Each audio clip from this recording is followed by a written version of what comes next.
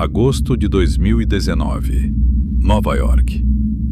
No sul de Manhattan, entre prédios altos e ruas movimentadas, existe um prédio que quase ninguém percebe. Metropolitan Correctional Center, uma prisão federal de segurança máxima. Concreto, grades, silêncio pesado. Ali dentro, um homem aguardava julgamento. Não era um criminoso qualquer. Não era alguém desconhecido. Era alguém que circulava entre presidentes, bilionários, príncipes, celebridades.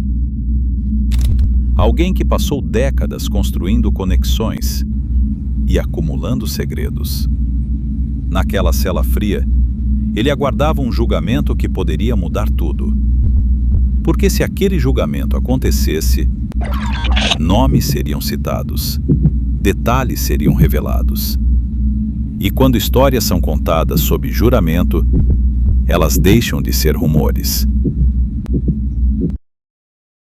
Mas ele não chegou até o tribunal. Na madrugada de 10 de agosto de 2019, algo aconteceu. Pouco depois das 6 da manhã, guardas abriram a porta da cela e encontraram o detento inconsciente, lençóis amarrados, sem reação. Oficialmente, suicídio por enforcamento. Caso encerrado. Foi o que disseram.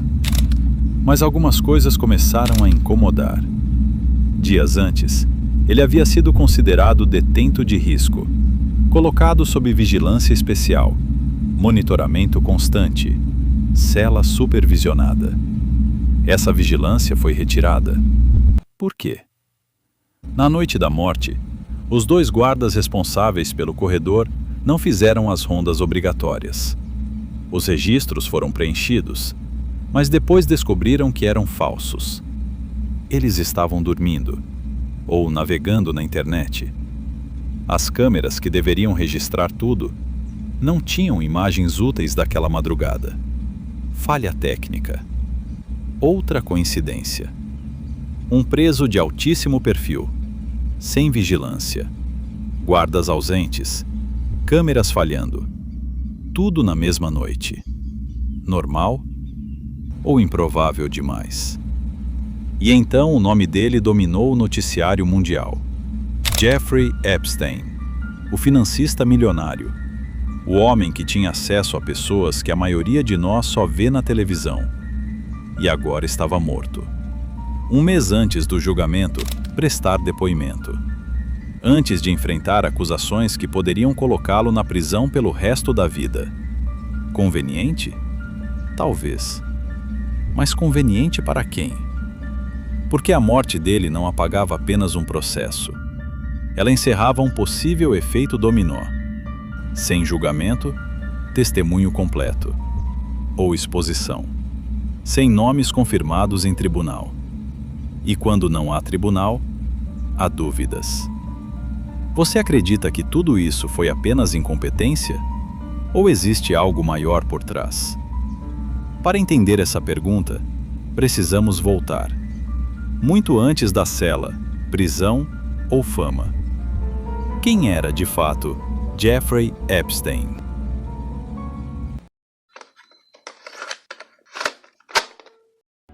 Jeffrey Epstein não nasceu bilionário. Nasceu em 1953 no Brooklyn, família comum, classe média. Nada indicava o que viria depois. Ele não terminou a faculdade. Mesmo assim, conseguiu emprego na elite. Professor na Dalton School, uma das escolas mais caras de Nova York. Sem diploma, sem currículo extraordinário, mas com algo muito mais valioso: acessos. Ali ele conhece executivos, herdeiros, gente com dinheiro antigo. Pouco tempo depois, vai para Wall Street. Trabalha na Bear Stearns. Sobe rápido, rápido demais. Sai sob circunstâncias estranhas e, de repente, se torna consultor financeiro privado para bilionários. Mas existe um detalhe. Quase ninguém sabia exatamente como ele ganhava dinheiro. Não havia empresa clara. Não havia carteira pública de clientes. Não havia histórico transparente. Mesmo assim, ele tinha mansões em Manhattan, uma ilha privada nas Ilhas Virgens, propriedades em Paris, Novo México, jatos particulares, vida de elite absoluta e acesso irrestrito a nomes poderosos, políticos, empresários, membros da realeza. Você já viu alguém enriquecer tanto sem deixar rastro claro? Ele organizava festas privadas, eventos exclusivos, viagens, sempre cercado de jovens mulheres, muito jovens. Mas por fora, imagem de financista excêntrico, filantropo, intelectual. Frequentava círculos acadêmicos, universidades renomadas, doava milhões, comprava prestígio. E enquanto isso, algo muito mais sombrio acontecia, silenciosamente, por anos. Até que em 2005, a primeira denúncia formal explode. Uma garota de 14 anos procura a polícia de Palm Beach. Ela descreve a mansão, o dinheiro, a massagem e o que vinha depois. A investigação avança. Outras vítimas aparecem, mais de 20.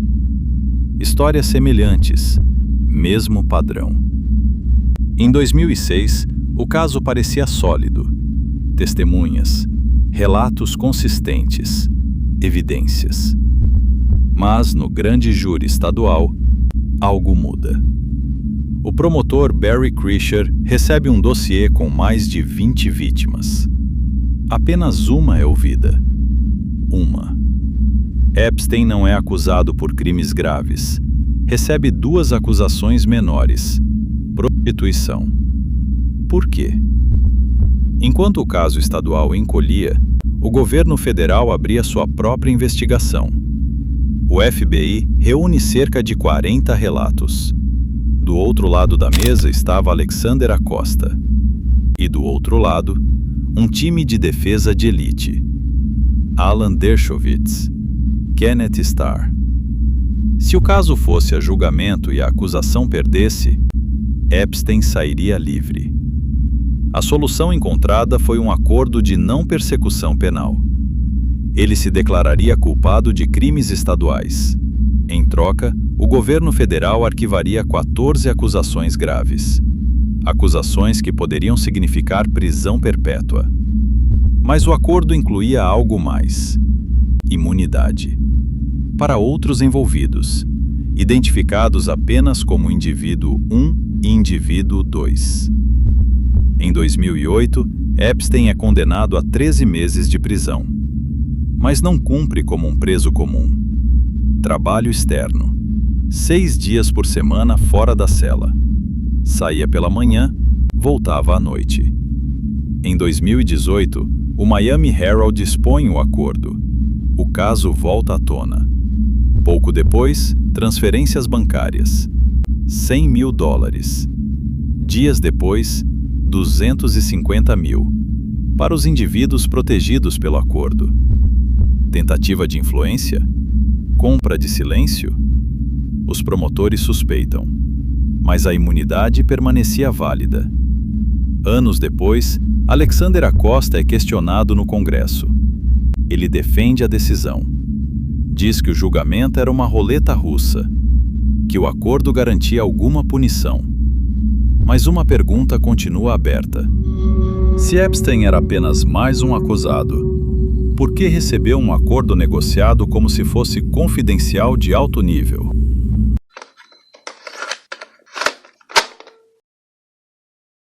No centro dessa rede estava Ghislaine Maxwell, filha de um magnata britânico, educada em Oxford. Segundo diversas vítimas, era ela quem aproximava jovens mulheres de Epstein, criava confiança, prometia oportunidades e transformava encontros estranhos em algo que parecia normal. Uma das vítimas mais conhecidas é Virginia Giuffre. Ela afirma que conheceu Maxwell quando trabalhava em Mar-a-Lago. A proposta parecia simples: trabalhar como assistente de um bilionário. Depois vieram as viagens. Os registros de voo do jato de Epstein mostram uma lista de passageiros incomum: políticos, bilionários, membros da realeza. Entre eles, aparece o nome do ex-presidente Bill Clinton. Sua equipe afirma que as viagens eram ligadas a projetos humanitários. Outro nome que surge nos registros é Prince Andrew. Virginia Giuffre afirma que foi forçada a ter relações com ele quando era menor de idade. Andrew nega. Em 2022, ele fez um acordo civil para encerrar o processo.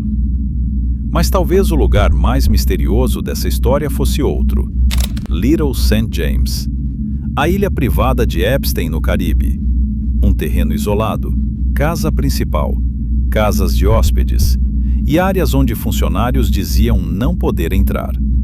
Aviões chegavam, homens poderosos partiam, e jovens mulheres também.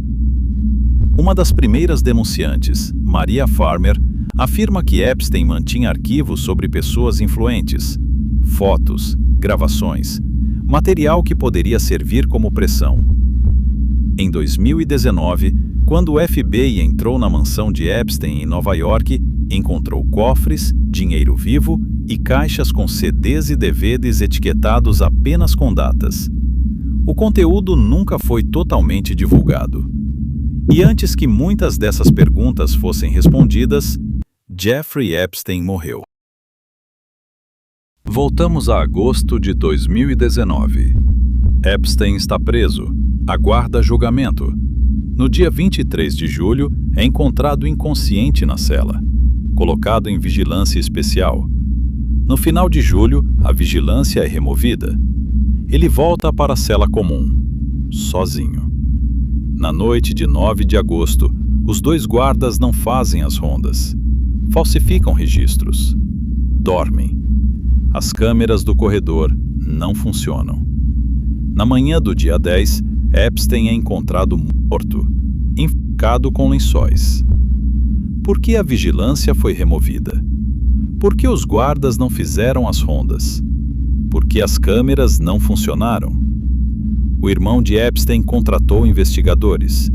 Dizem que as lesões no pescoço são incompatíveis com suicídio, que há marcas de luta.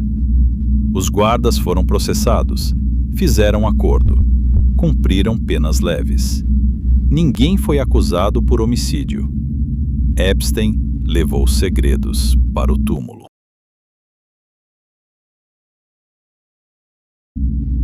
Mas a história não terminou com a morte de Jeffrey Epstein. Anos depois, os arquivos começaram a aparecer. Em janeiro de 2024, um tribunal federal em Nova York ordenou a liberação de centenas de páginas de documentos ligados ao caso. Depoimentos, e-mails, registros de interrogatórios, material que ficou anos sob sigilo.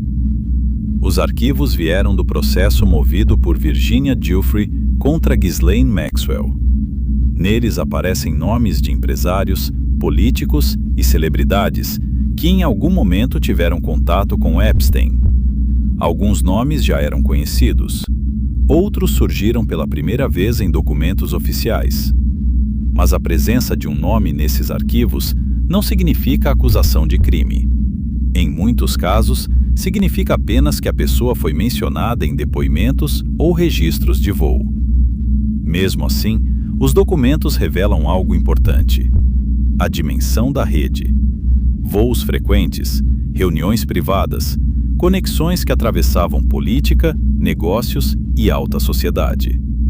Os arquivos também mostram outra coisa. Quantas perguntas ficaram sem resposta? Porque muitas páginas continuam parcialmente ocultas. Nomes foram tarjados, trechos inteiros permanecem confidenciais. E algumas testemunhas dizem que ainda existem documentos que nunca vieram a público.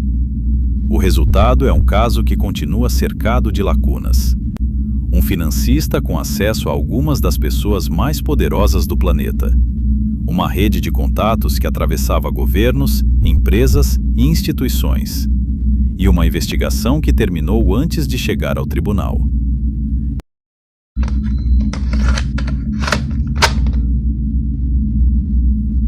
Mesmo anos após a morte de Jeffrey Epstein, o caso ainda continua gerando novas investigações.